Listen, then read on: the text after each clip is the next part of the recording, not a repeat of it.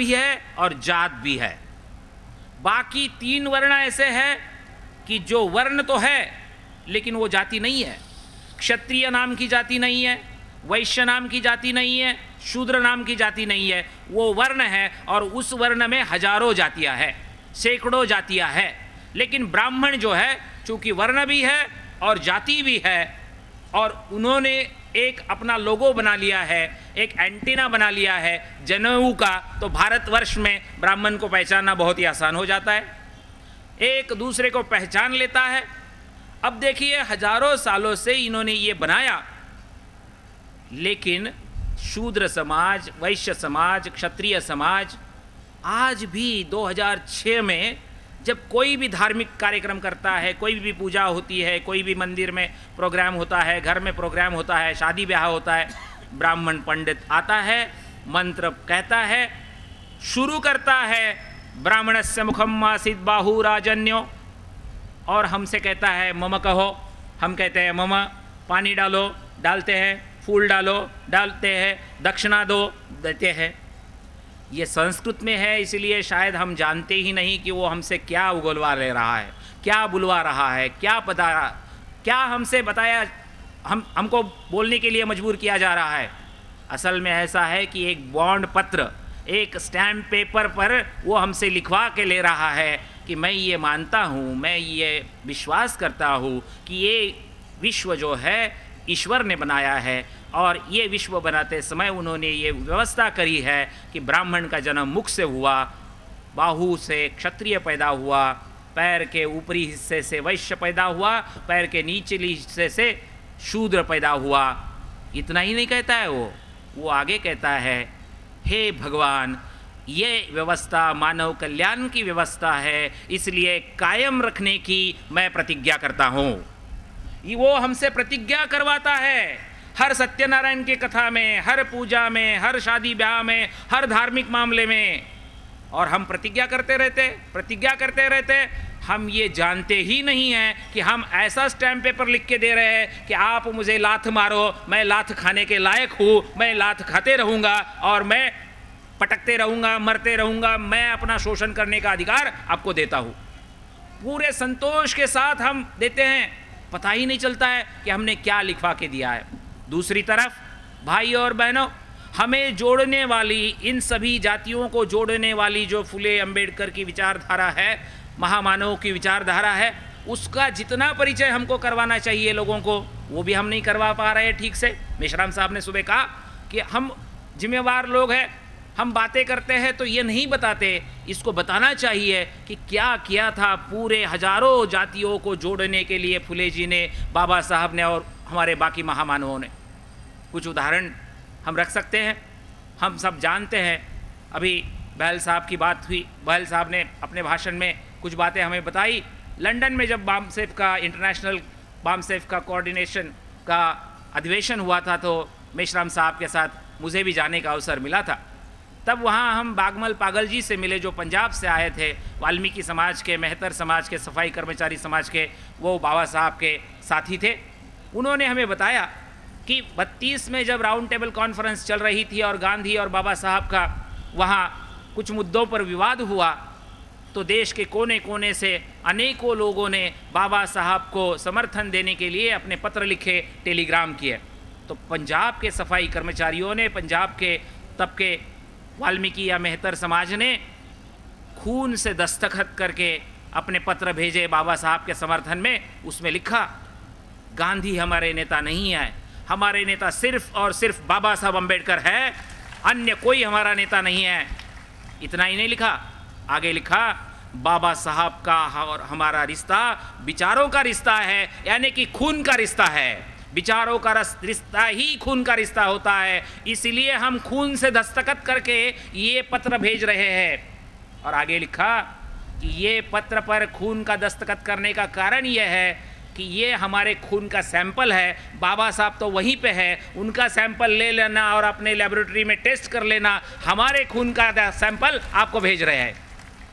हमारा खून एक है और इस खून में आपको कहीं भी गद्दारी नज़र नहीं आएगी। ऐसे ये समर्थकों का खून है।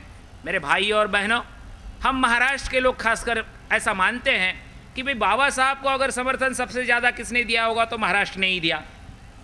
अब मुझे एक महाराष्ट्रियन होने के नाते आप सबको कहना है और विनम्रता के साथ कहना है कि जब हमने ये पढ़ा, ये जाना और इसको हमने देखा भी पत्राचार में और करस्पॉन्डेंस में, तब हमें लगा कि देखो 32 में जो काम हमारे वाल्मीकि भाइयों ने किया, मेहतर समाज के सफाई कर्मचारियों के भाइयों ने जो किया, उसको अगर हम महाराष्ट्र में ही नहीं पूरे देश में जोर शोर से लोगों को बताएंगे और कहेंगे कि इसको कहते हैं निष्ठा, ये होता है बाबा साहब पर प्यार करने का तरीका, मुझे लगता है कि इससे लोगों को पता चलेगा कि अरे बाबा साहब के साथ सिर्फ उनके जाति के ही लोग नहीं थे, उनके साथ तो कई अलग अलग लोग भी थे और इतनी निष्ठा के साथ थे, इतनी लगन के साथ थे।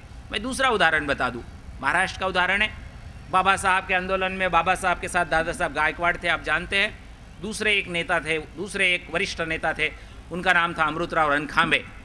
पैसे वाले थे और अच्छा काम भी करते थे, लेकिन जब 37 में इलेक्शन आया और इलेक्शन के समय टिकट देने का समय आया तो बाबा साहब के सामने बड़ा पेच था, बड़ी समस्या थी कि टिकट तो एक देना था और दावेदार दो थे, दादा साहब गायकवाड़ और अमृतराव रणखांबे। नासिक से किसको चुना जाए? आपको बता दूं मैं कि बाबा साहब ने जब येवला में घोषणा करी थी कि मैं हिंदू जन्मा हूँ, हिंदू नहीं मरूंगा, तो वो येवला का जो अधिवेशन था उसका स्वागताध्यक्ष अमृतराव रणखांबे थे। ऐसा एक माहिर आदमी, एक ऐसा वरिष्ठ कार्यकर्ता।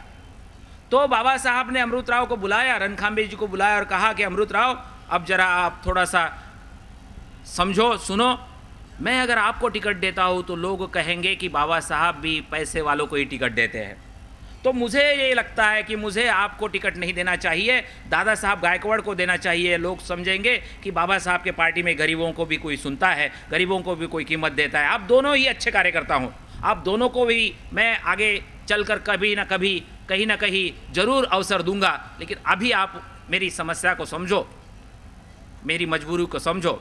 अमृतराव ने नहीं समझा, अमृतराव रणखांबे ने बगावत करी, उन्होंने बाबा साहब को छोड़ दिया और वो अन्य पार्टी में चले गए, उन्होंने वहाँ से इलेक्शन लड़ा।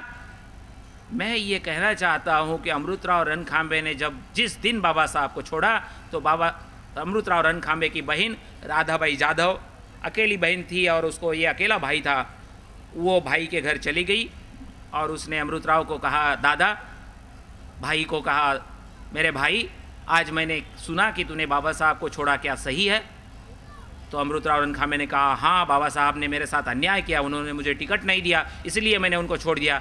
उसने कहा, देख बाबा साहब की मजबूरी को तू नहीं समझता, हम सब समझ सकते हैं, और बाबा साहब ने इतना प्यार तुझे दिया और उसके बावजूद भी एक टिकट के लिए तू छोड़ के भाग आया। अब मैं ये बताने के लिए तुझे आई हूँ कि आज मैं तेरे से विदा लेने के लिए आई हूँ। कल तक तू जब तक बाबा साहब के साथ था मेरा भाई था, आज बाबा साहब को तूने छोड़ा तो आज तू मेरा भाई नहीं रहा। मैं ये बताने के लिए आई हूँ कि आज तू मेरे लिए मर गया, मैं तेरे लिए मर गई। ये अनपढ़ औरत थी, लेकिन मेरे प्यारे भाई और बहनों, ये मत भूलो कि जब अमृतराव रणखांबे का देहांत हुआ तो अकेली बहन उनकी नहीं गई अंत यात्रा में, नहीं गई उनसे विदा देने के लिए। जिसने बाबा साहब को छोड़ा वो हमारा नहीं है। हमको क्या सीख लेनी चाहिए? हमको ये सीख लेनी चाहिए कि जो विचारधारा को छोड़ता है वो भले कोई भी हो, वो हमारा नहीं होता है, नहीं होता है हमारा। हमारा रिश्ता विचारों का रिश्ता है, इसलिए खून का रिश्ता है। इन जातियों को जोड़ने की बात, वो तो तोड़ने की ही बात करेंगे, वो तोड़ने की ही साजिशें करेंगे, उसमें ही वो माहिर है। हम टूटते रहें तो उसमें ही उनका फ़ायदा है। जब तक हम एक दूसरे से झगड़ा करते रहेंगे, ब्राह्मणवाद मजबूत रहेगा।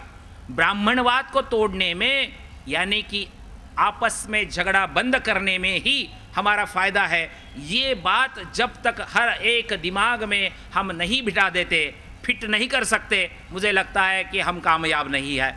अब देखिए, वो लोग कहानियाँ तैयार करते हैं। मेश्राम साहब ने कहा